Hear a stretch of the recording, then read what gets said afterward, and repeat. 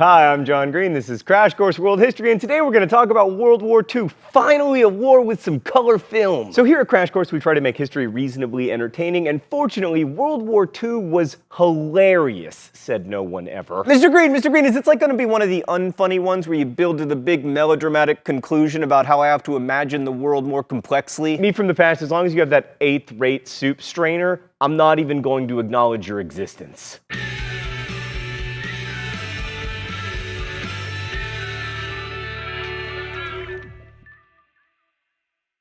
Right, so you've probably heard a lot about World War II from movies and books, the History Channel before it decided that swamp people were history, the incessant droning of your grandparents, etc. We're not going to try to give you a detailed synopsis of the war today. Instead, we're going to try to give a bit of perspective on how the most destructive war in human history happened and why it still matters globally. So one of the reasons history classes tend to be really into wars is that they're easy to put on tests. They start on one day and they end on another day, and they're caused by social, political, and economic conditions that can be examined in a multiple choice kind of manner. Except not really. Like, when did World War II start? In September 1939, when the Nazis invaded Poland? I'd say no. It actually started when Japan invaded Manchuria in 1931, or at the very latest, when the Japanese invaded China in 1937, because they didn't stop fighting until 1945. Then again, you could also argue 1933, when Hitler took power, or 1941, when America started fighting. It's complicated. But anyway, in China, the fighting was very brutal, as exemplified by the infamous rape of Nanking, which featured the slaughter of hundreds of thousands of Chinese people, and is still so controversial today that 1, it affects relations between Japan and China, and 2, even though I have not described it in detail, you can rest assured that there will be angry comments about my use of the word slaughter. But the World War II we know the most about from movies and TV is primarily the war in the European theater, the one that Adolf Hitler started. Hitler is the rare individual who really did make history. Specifically,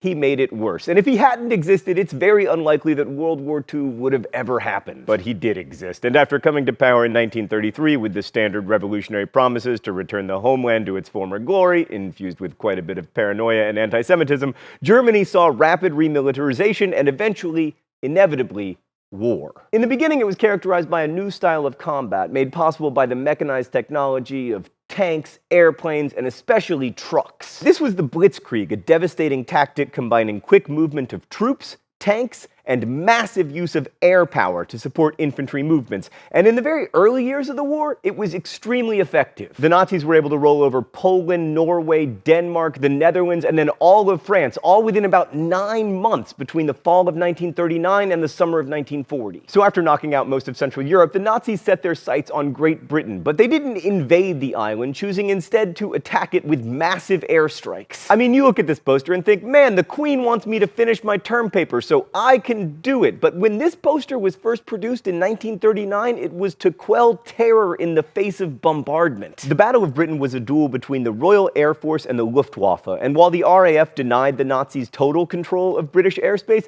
the Nazis were still able to bomb Great Britain over and over again in what's known as the Blitz. Stan, no jokes this time. Yes, the Blitz. Meanwhile, Europeans were also fighting each other in North Africa. The Desert Campaign started in 1940 and lasted through 1942. This is where British General Monty Montgomery outfoxed Erwin the Desert Fox Rommel. It's also the place where Americans first fought Nazis in large numbers, but most importantly, it's where Indiana Jones discovered the Ark of the Covenant. Okay, let's go to the thought bubble. 1941 was a big year for World War II. First, the Nazis invaded Russia, breaking a non-aggression pact that the two powers had signed in 1939. This hugely escalated the war and also made allies of the most powerful capitalist countries and the most powerful communist one an alliance that would stand the test of time and never end until like 3 seconds after the defeat of the Nazis. The Nazi invasion of Russia opened the war up on the so-called Eastern Front, although if you were Russian, it was the Western Front, and it led to millions of deaths, mostly Russian. Also, 1941 saw a day that would live in infamy when the Japanese bombed Pearl Harbor, hoping that such an audacious attack would frighten the United States into staying neutral,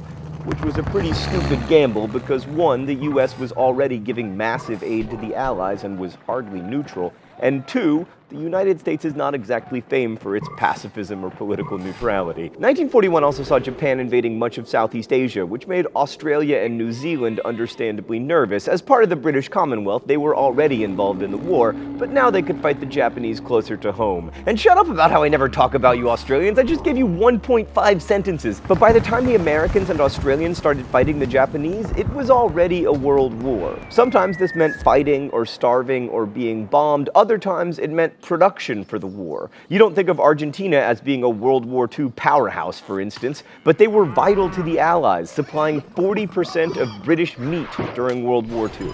Thanks, Thought Bubble. So not to sound jingoistic, but the entry of the US into the war really did change everything, although I doubt the Nazis could have taken Russia regardless. No one conquers Russia in the wintertime, unless you are, wait for it, the Mongols.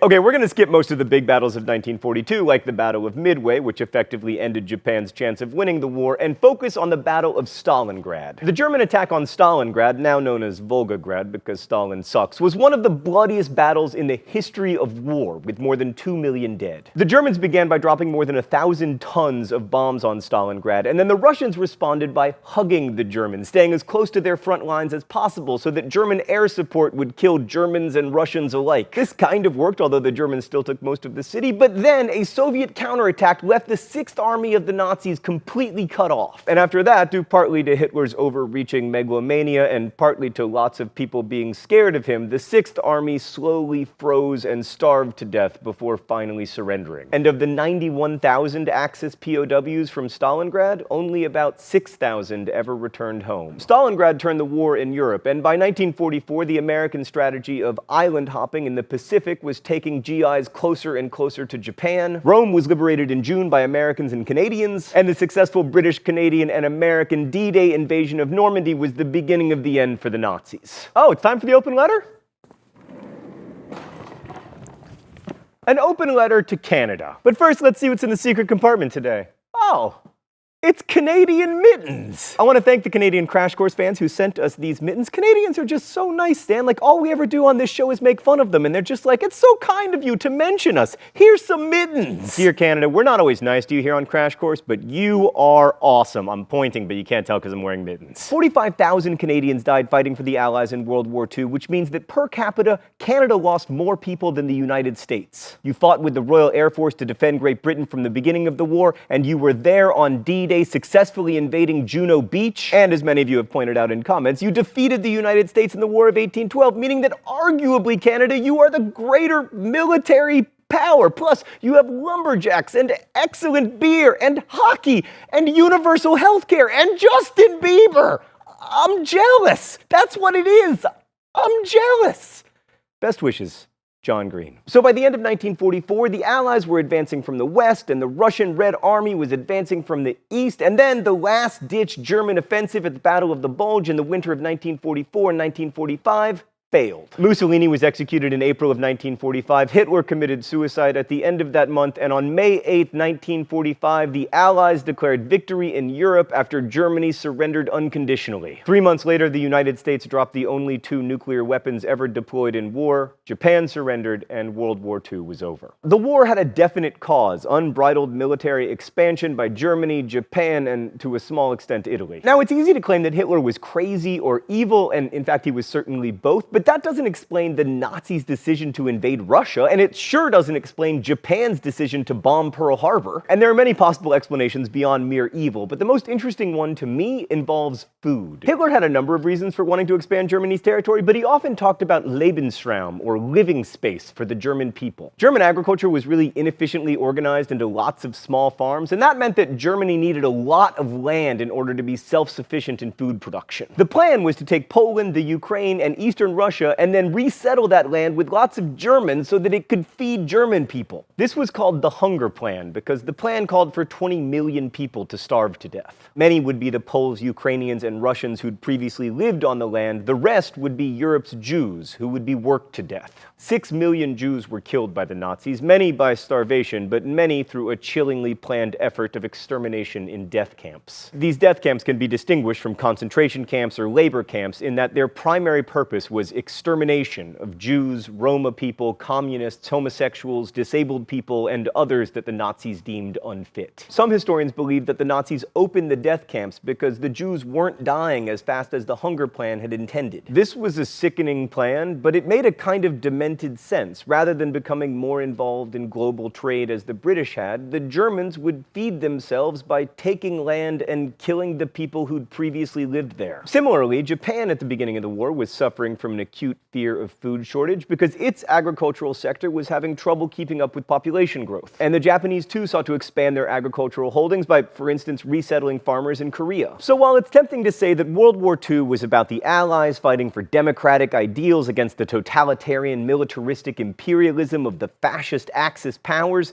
it just doesn't hold up to scrutiny. For instance, a hugely important Allied power, Stalin's Soviet Union, was like the least democratic place ever. Stan just said that was hyperbole, but it's not. Stalin's Soviet Union is tied with all of the other completely undemocratic countries for last place on the democracy scale. It's a big community there at last place, but they're definitely in there somewhere. And by far the biggest imperialists of the war were the British. They couldn't have fed or clothed themselves or resisted the Nazis without their colonies and Commonwealth. So why is World War II so important? Well, first, it proved the old Roman adage, homo homini lupus. Man is a wolf to man. This is seen most clearly in the Holocaust, but all the statistics are staggering. More than 1 million Indian British subjects died, mainly due to famine that could have been avoided if the British had redistributed food, and their failure to do so helped convince Indians that the so-called superior civilization of the British was a sham. More than 1 million Vietnamese died, mainly due to famine.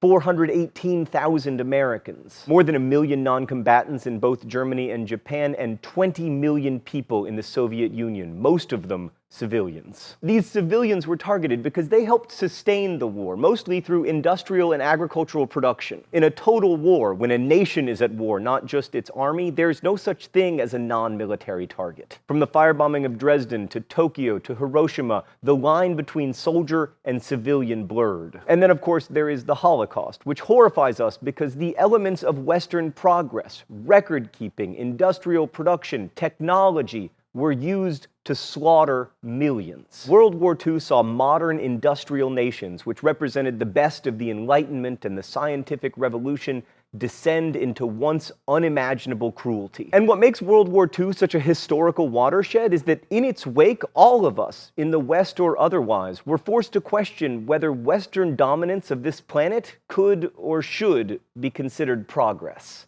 Thanks for watching. I'll see you next week. Crash Course is produced and directed by Stan Miller. Our script supervisor is Meredith Danko. Our associate producer is Danica Johnson. The show is written by my high school history teacher, Raoul Meyer, and myself, and our graphics team is Thought Bubble. Last week's phrase of the week was an end to history. If you want to guess at this week's phrase of the week or suggest future ones, you can do so in comments, where you can also ask questions about today's video that will be answered by our team of historians. If you enjoy Crash Course, make sure you're subscribed. Thanks for watching, and as we say in my hometown, don't forget to be awesome.